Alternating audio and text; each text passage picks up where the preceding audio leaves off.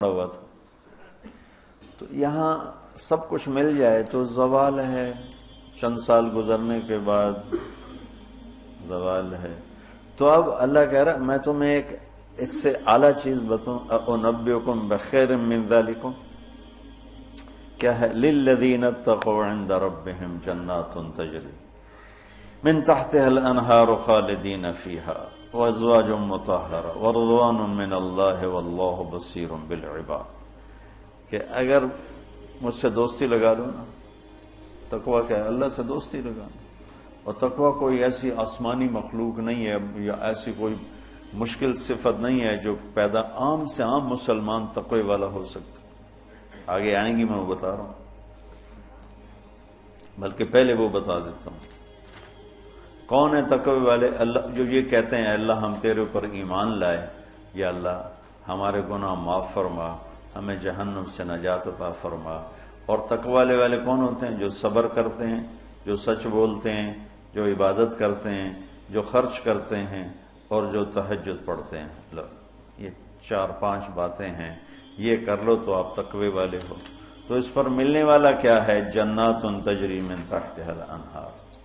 انسان جب سے پیدا ہوا ہے اور جب سے پروان چڑھ رہا ہے اور نسل در نسل آئیڈیل لائف کی تلاش میں، 18ویں صدی میں جب سائنس نے ایک دم آنکھیں کھولی اور انسان نے کائناتی علم دریافت کیے تو ایک شور اٹھا کہ اب خدا کوئی نہیں ہے، اللہ کوئی نہیں ہے، یہ سارا سسٹمیٹک سسٹم ہے۔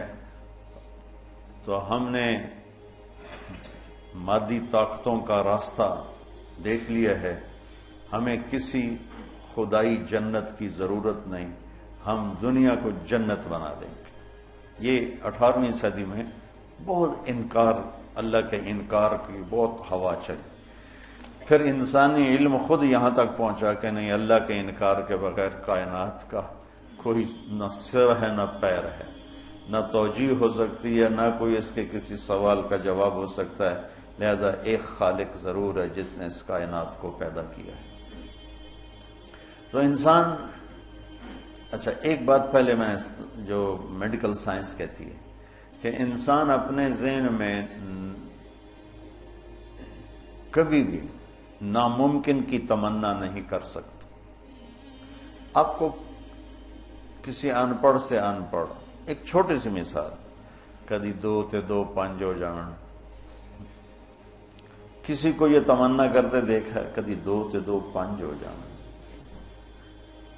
ایک چھوٹی سی مثال عام فہم دی ہے، اس کو پھیلا دو۔ انسان کا کمپیوٹر ناممکن کو نہ سوچتا ہے نہ تمنا کرتا ہے، اندر وہ چیز جاتی نہیں، ناممکن کی تمنا نہیں پیدا ہوتی۔ پھر یہ زندگی کیوں چاہتا ہے؟ یہ کیوں چاہتا ہے موت نہ آئے، موت نہ آئے، موت نہ آئے؟ یہ کیوں چاہتا ہے جبکہ ناممکن کی تمنا اندر نہیں پیدا ہوتی؟ یہ مستقل صحت کیوں مانگتا ہے، لمبی عمر کیوں مانگتا ہے، ہر وقت کی جوانی کیوں مانگتا ہے، ہر وقت کی خوشی کیوں مانگتا ہے، جبکہ یہ ساری چیزیں ناممکن ہیں۔ اس جہان میں ہر وقت کوئی خوش نہیں رہ سکتا، ہر وقت کوئی صحت مند نہیں رہ سکتا، مستقل کوئی زندہ نہیں رہ سکتا۔ پھر یہ ساری خواہشیں جو ابھرتی ہیں یہ بھی بتلاتی ہیں کہ کوئی جہان ایسا چھپا ہوا ہے جہاں زندگی ہے، موت نہیں، آئیڈیل لائف ہے اور کوئی دکھڑا نہیں۔ یہ خود، یعنی میں آپ کو سائنس کے لحاظ سے بات بتا رہا ہوں، اس کی ہمیں ضرورت کوئی نہیں، لیکن ابراہیم علیہ السلام نے کہا تھا وَلَٰكِن لِيَطْمَئِنَّ قَلْبِي، کہ دل کے اطمینان کے لیے یہ بھی ایک دلیل ہے عقلی اور سائنسی کہ انسان ناممکن نہیں سوچتا۔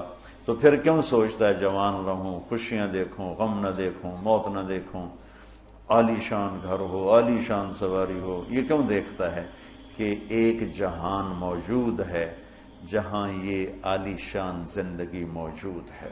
وہ کہاں ہے؟ عند ربہم، وہ اللہ کے پاس۔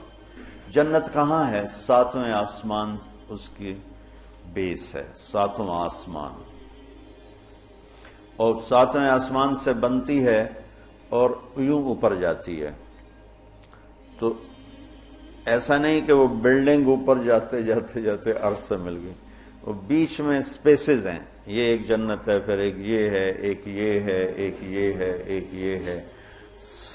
عرش کے ساتھ جا کر جو جنت مل گئی ہے کہ اللہ کا عرش اس جنت کی چھت بن گیا ہے، وہ ہے جنت الفردوس۔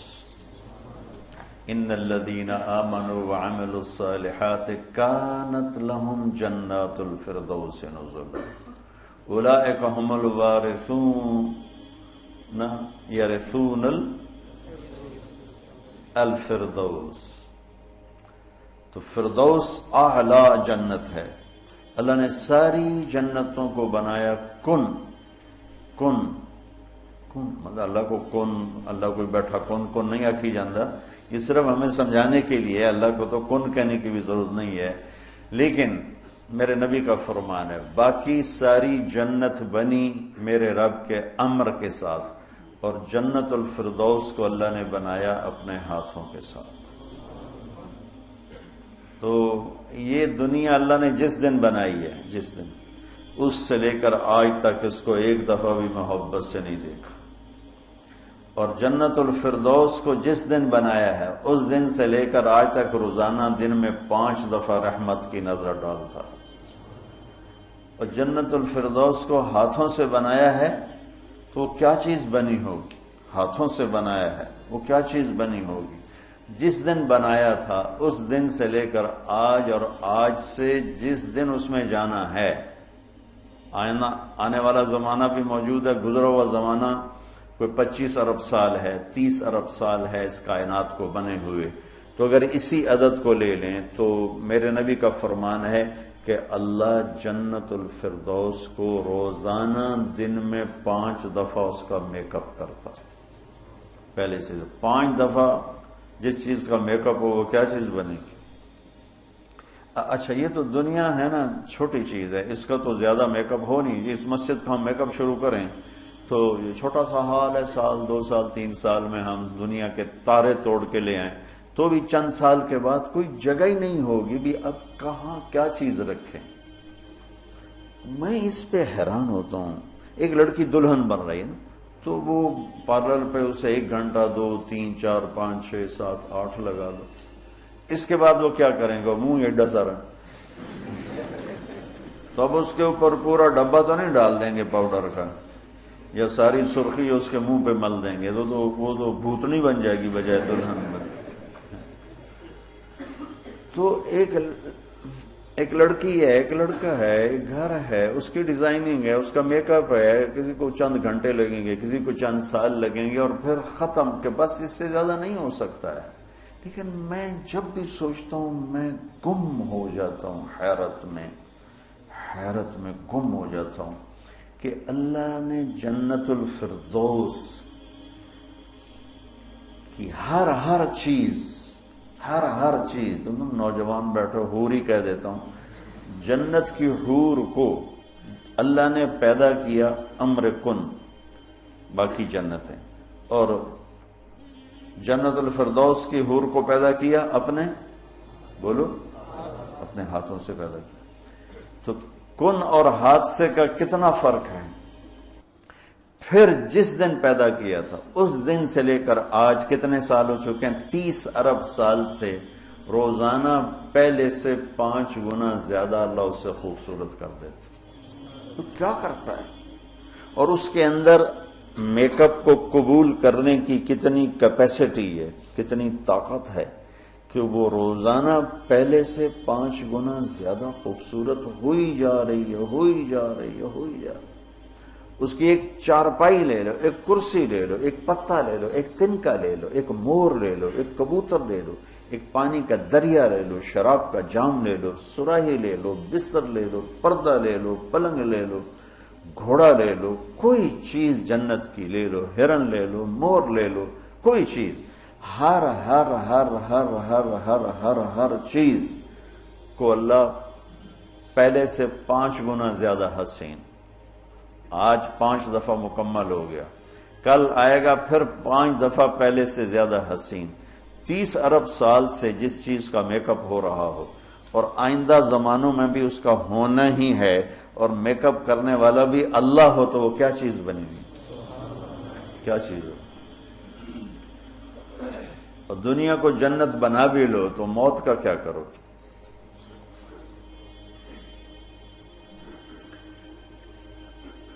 ایک آدمی نے بہت عالیشان بنایا اپنا گیٹ گھر، تو میں اس کے ساتھ جا رہا تھا تو مجھ سے کہنے لگا مولانا صاحب اتنے ہی ویکھو اسی تو اتنے روپیے لا چھڑیں تسی ویندے ہی نہیں پے ہو، دیکھو میں نے کیا بنایا ہے۔ تو مجھ سے کہنے لگا مولانا صاحب اتنا ویکھو تو میں کتنے پیسے لائیں تے کی بنا دیتا ہے۔ تو میرے بولنے سے نا پہلے خود ہی بول پہ پر مصیبت ہے مر جاونا ہے چھڑ جاونا ساتھ ہی، اور مصیبت ہے مر جاونا ہے چھڑ جاونا۔ میں کہا بھائی ہوں دس، تو آپ ہی دس دیتا ہے، میں ویک کی کرنا؟ تو کیا علاج کرنا؟ نوشیروان کے پوتے خسرو پرویز نے محل بنایا 11,000 پلر پر، 11,000 ستونوں پر محل بنایا، اور 10 سال نہیں رہ سکا اس میں، اور وہ محل زیر و زبر ہو گیا۔ کیسر نے شکست دی اور محل کو آگ لگا دی۔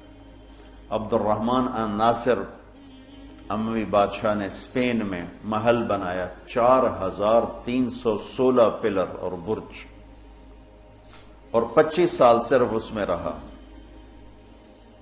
اور جا کے اسی قبر میں گر گیا جس قبر میں غریب جا کے گرتا ہے۔ آج اس محل کے کھنڈر میں دیکھ کر آیا ہوں قرطبہ میں کہ کیا وہ شان و شوکت 300 ہجری میں بننا شروع ہوا، اور 1,000 خچر سامان ڈھونے کے لیے اور 10,000 مزدور مستری راج اس پہ کام کرنے کے لیے، چونکہ اس مینول کام تھا سارا، مشینی کام تو تھا نہیں، اور پوری دنیا سے سونا چاندی ہیرے لائے گئے، اور مختلف جگہ پہ پارے کے تالاب بنائے گئے سورج کی گردش کو سامنے رکھ کر، کہ پارا چونکہ ٹکتا نہیں، یوں یوں کرتا ہے تو سورج کی شعائیں اس پر پڑتی، اور جب وہ پارا ڈانس کرتا تو شعا بھی ڈانس کرتے ہی اوپر جا کے محل پہ پڑتی، تو پورا محل یوں رقص کرتا ہوا نظر آتا تھا، یوں سارا محل جھومتا نظر آتا تھا۔ اتنا اس اللہ کے نیک بندے نے تباہ کیا پیسہ قوم کا، اور ٹوٹل 25 سال،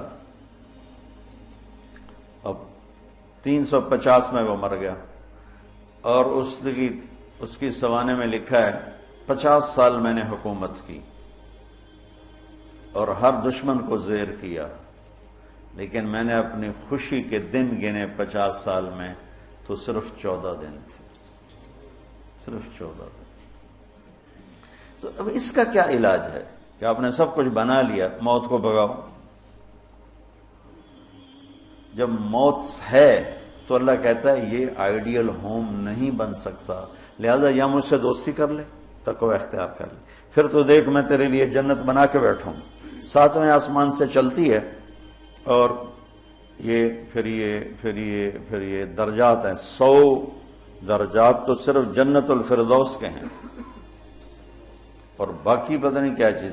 اچھا 7ویں آسمان پہ یہ اس کی 7واں آسمان اس کی بیس ہے، اور پھر 7ویں آسمان سے باہر نکل گئی، جیسے ہم وہ لوہا ڈال کے اور آگے شیڈ بنا دیتے ہیں، نیچے کوئی ٹیک نہیں ہوتی لیکن لوہے کے سریے ڈال کے شیڈ بنا دیتے ہیں، جنت کو اللہ تعالیٰ نے 7ویں آسمان سے یوں باہر نکالا ہے۔ کتنا باہر نکالا ہے وہ اللہ ہی بہتر جانتا ہے۔ پھر اس کو اوپر اٹھایا ہے اور اپنے عرش کو اس کی چھت بنایا ہے۔ جنت الفردوس کے لیے اللہ کا عرش چھت ہے اس مسجد کی چھت کی طرح، اور باقی جنتوں کے لیے اللہ کا عرش چھت ہے آسمان کی طرح، آسمان کی طرح۔ تو اس میں ایک تنکا لکڑی یا گھاس، وہاں کا تنکا بھی سونے چاندی سے بنا ہوا ہے، یہاں کے درخت لکڑی کے۔ ایک کہنے لگا سونے چاندی سے پھل کیسے آئے گا؟ میں نے کہا لکڑ تو پھل کیوں آ جانا، یہ کوئی ہے عقل میں آنے والی بات کہ لکڑی سے پھل نکل ہے؟ لیکن چونکہ ہم ہر وقت دیکھتے رہتے ہیں تو وہ ہمارا ذہن اسے قبول کر چکا ہے. ورنہ کوئی عقل کی بات ہے کہ لکڑی میں سے آم نکل آتا ہے اور لکڑ میں سے انگور نکل آتا ہے, چھوٹی سی بیل میں سے اتنا بڑا تربوز نکل آتا ہے. یہ کیا چکر ہے؟ زمین پر پڑے پڑے پڑے پڑے پڑے اتنا ہو جاتا ہے. وہ کہتے ہیں کوئی فلسفی جا رہا تھا تو اس نے دیکھا اتنا بڑا تربوز زمین پہ پڑا ہوا اور آم لگے ہوئے درخت پر, تو کہنے لگا ایک ہی گل ہوئی, چھوٹے چھوٹے اتلا دیتے ہیں وڈے نو ہیٹھاں پاتا ہے. تو ابھی اسی سوچ میں تھا تو ایک کام ٹوٹ کے اس کی ٹنڈ پہ لگا, کہنے لگا سمجھ آ گئی یہ میرے اتنے ہندوانا ڈاندا تو میرا کی حال ہے,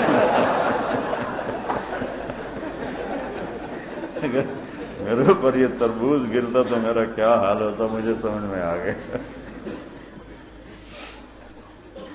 تو اللہ نے ادنا ترین چیز جو لگائی ہے جنت میں سونا اور چاندی ہے, زمرد اور یاقوت ہے, ہیرا اور جوہر ہے. اور میں نے ملکہ برطانیہ کے محل میں دیکھا, اس کے تاج میں, ان کے محل میں عجائب گھر بنا ہوا, تو ان کے تاج میں لگا ہوا تھا کوہ نور. لیکن اب اس کی وہ شان و شوکت نہیں رہی, چونکہ کاٹ کے تاج میں لگایا اور پھر 3 ٹکڑے کر کے آگے ایک پٹی میں رکھا ہوا تھا. یہ پورا جب ہیرا تھا تو دیوگری جنوبی ہند کی ایک ریاست تھی, اسے علاؤالدین خلجی نے فتح کیا. تو جب مال غنیمت کے لیے خزانے کا دروازہ کھولا گیا تو اس میں یہ ہیرا پڑا ہوا تھا. تو علاؤالدین خلجی کے منہ سے بے ساختہ نکلا کوہ نور, یہ تو نور کا پہاڑ ہے. تو اس سے اس ہیرے کا نام ہی کوہ نور پڑ گیا. تو پھر جب انگریزوں نے فتح کیا ہندوستان کو تو پھر ملکہ برطانیہ کے لیے اسے جہاز کے ذریعے سے وہاں لندن پہنچا دیا گیا.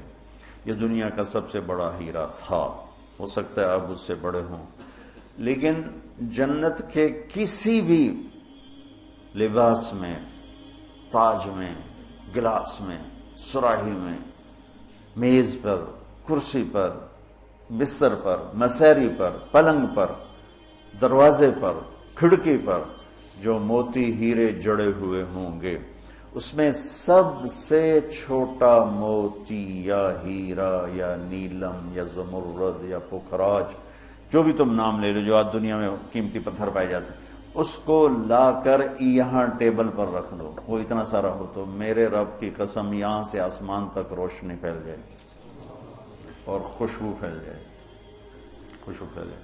تو اللہ تعالیٰ کہہ رہا ہے تم مجھ سے صلح تو کرو, مجھ سے یاری لگاؤ, میں نے آئیڈیل ہوم تمہارے لیے بنایا ہوا ہے. ایک نوجوان کہنے لگا اللہ حوروں کا لالچ کیوں دیتا ہے؟ میں نے کہا زنا سے روکنے کے لیے, کیونکہ لوگ شادی کر کے بھی زنا نہیں چھوڑتے ہیں, اور اللہ معاشرے کو پاک دامن دیکھنا چاہتا ہے. جس معاشرے میں زنا پھیل جاتا ہے وہ معاشرہ برباد ہو جاتا ہے. تو اللہ چاہتا ہے کہ ہر مرد عورت پاک دامن زندگی گزارے, اس لیے نے نکاح کا راستہ رکھا, اور پھر مرد کی شہوت کو روکنے کے لیے وعدہ کیا تو یہاں صبر کر, حلال کام کر, تو آجا میرے پاس, میں نے تیرے لیے تیری اس خواہش کا سامان تیار کر کے رکھا ہوا ہے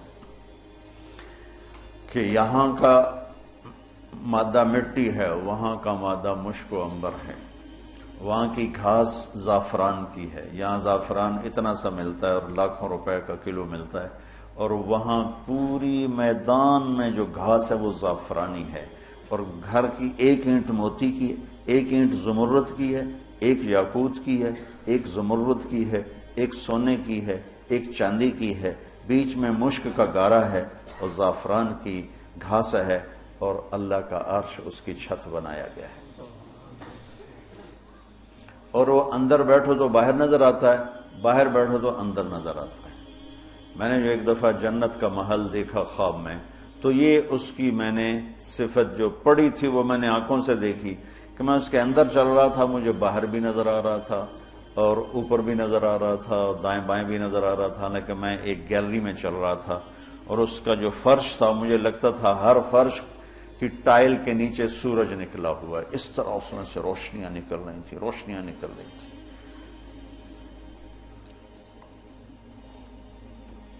میں حور کو بیان کرتا ہوں جو ابن القیم نے لکھا ہے, لیکن جو میں نے دیکھی ہے وہ میں بیان نہیں کر سکتا. میں اب بھی دیکھ رہا ہوں,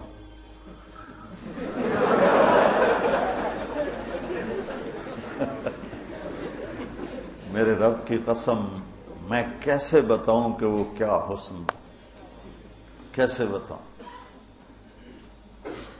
یقین مانو میں کتنا جنت کو بولتا ہوں، اور میں جنت کے حوروں کو بولتا ہوں جو لکھا ہوا ہے، لیکن جو اللہ نے مجھے دکھایا وہ میرے پاس نہ لفظ ہے، اس کی مسکراہٹ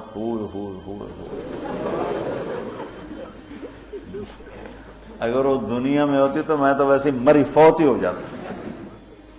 اس لیے میرے نبی کا فرمان ہے کہ لولا ان اللہ قضا لأہل الجنت الا يموتوا لماتوا من حسنها وجمالها، اللہ نے جنت کی لڑکی کو ایسا حسن و جمال دیا ہے، اگر موت مرنا گئی ہوتی تو اس کو دیکھ کے آنکھیں برداشت نہ کرتی، کلیجے پھٹ جاتے، مر جاتے۔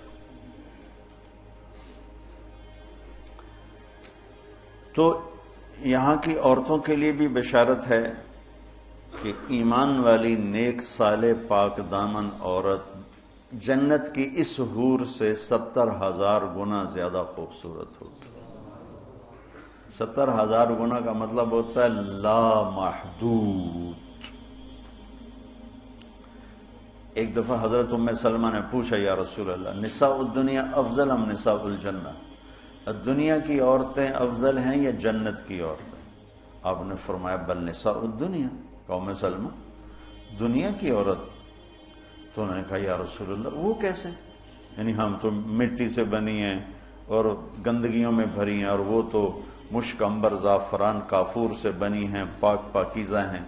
تو آپ نے فرمایا ام سلمہ بصلاتہن وصیامہن وعبادتہن للہ عز وجل، ام سلمہ یہ ان دنیا کی عورت نماز پڑھتی ہے، روزہ رکھتی ہے، اللہ کی بندگی کرتی ہے، اس وجہ سے اللہ البس اللہ وجوہہن النور، اللہ ان کے چہروں پہ اپنا نور ڈالے گا، واجسادہن الحریر، اور ان کے جسم کو ریشمی لباس سے سجائے گا، وامشاطہن الذہب، اور ان کی کنگھیاں سونے کی بنائے گا، ومجامرہن الالف، یہ میں نہیں دکھاتا یہ جو عود ہے الف، یہ پڑھن ایسا میں بیچارہ ماٹھا عود ہے، وہ تو جنت کا عود ہوگا، مجامر۔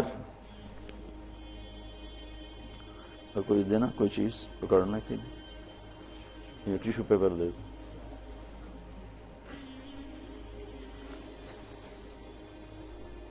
دو۔ اس کو کہتے ہیں مجمار۔ مجمار کا اردو میں لفظ دھونی دینے کی چیز ہے، اس میں مجامر جمع ہے مجمار، کہ اس طرح ان کے سامنے ہوں گے اور اس میں عود جل رہا ہوگا اور اس کی خوشبو پھیل رہی ہوگی۔ یہ دنیا کی عود ہے، ساری مسجد میں خوشبو آتی کہ نہیں آتی؟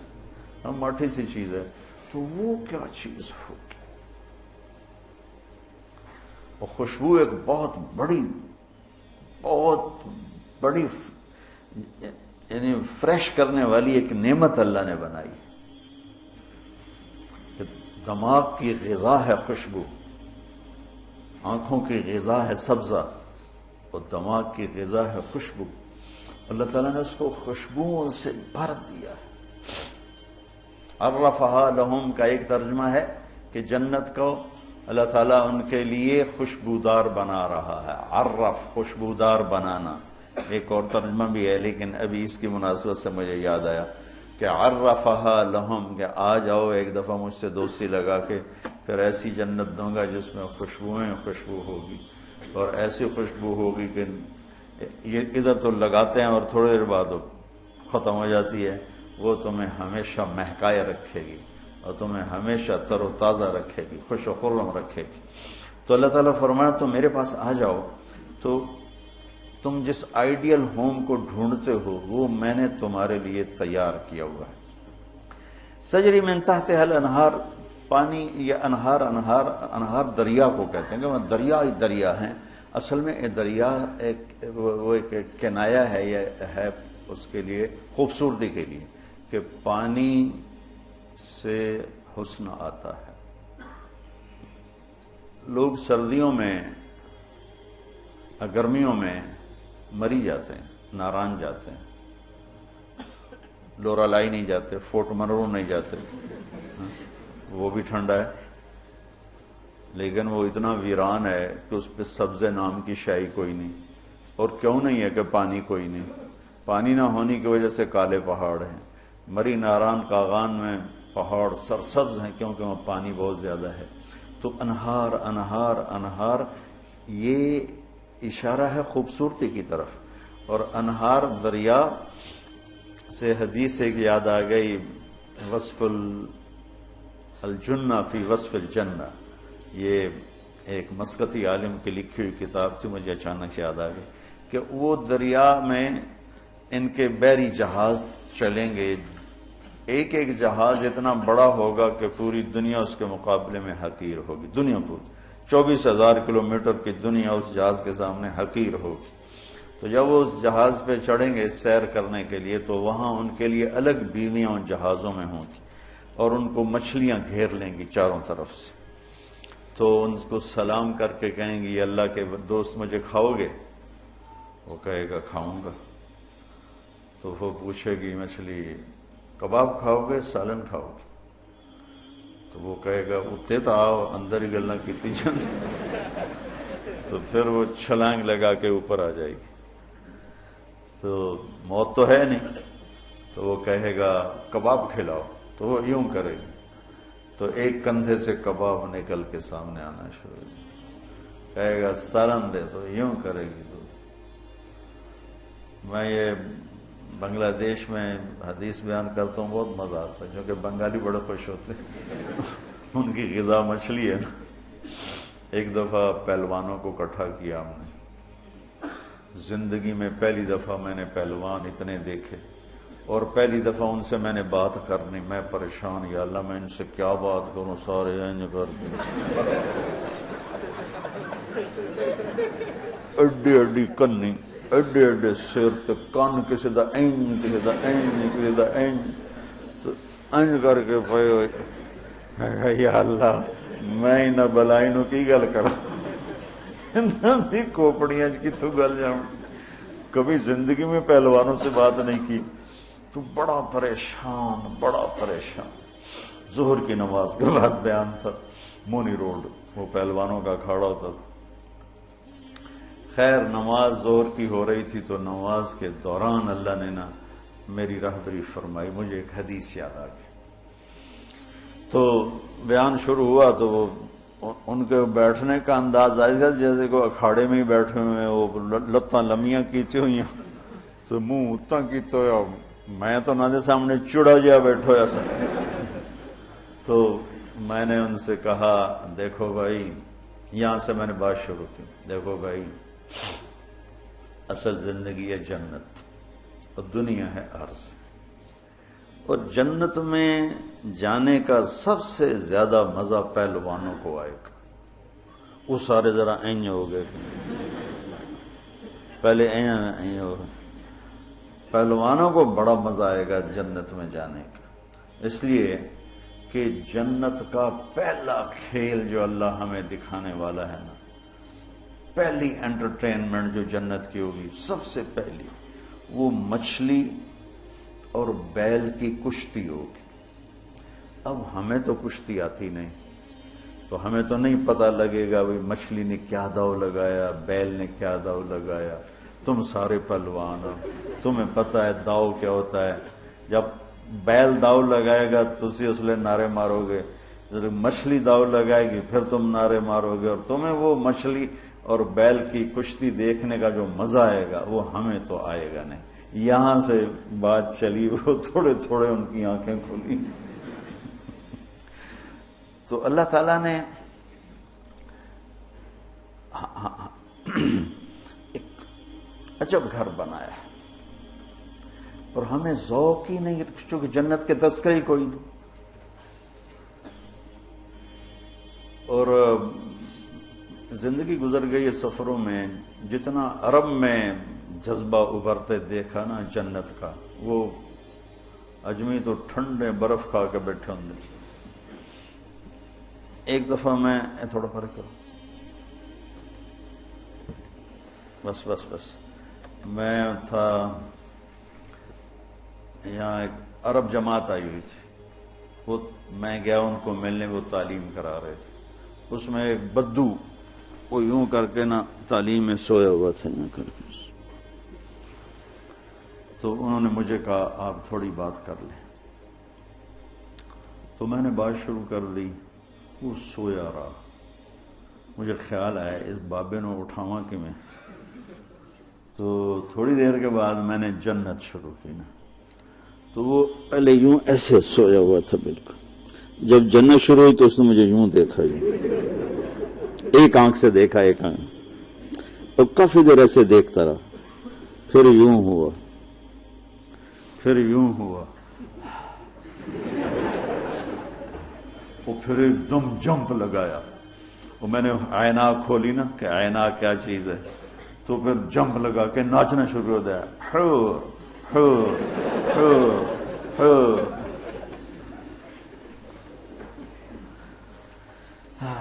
تو میرا رب کہتا ہے دوستی لگا لیں، گھر تیار ہے، یہاں سونے چاندی کا گھر بھی چھوڑ کے ہی تو جاؤ گے نا، اور وہاں وہ گھر بنایا ہے جسے چھوڑو گے نہیں، ہمیشہ رہو۔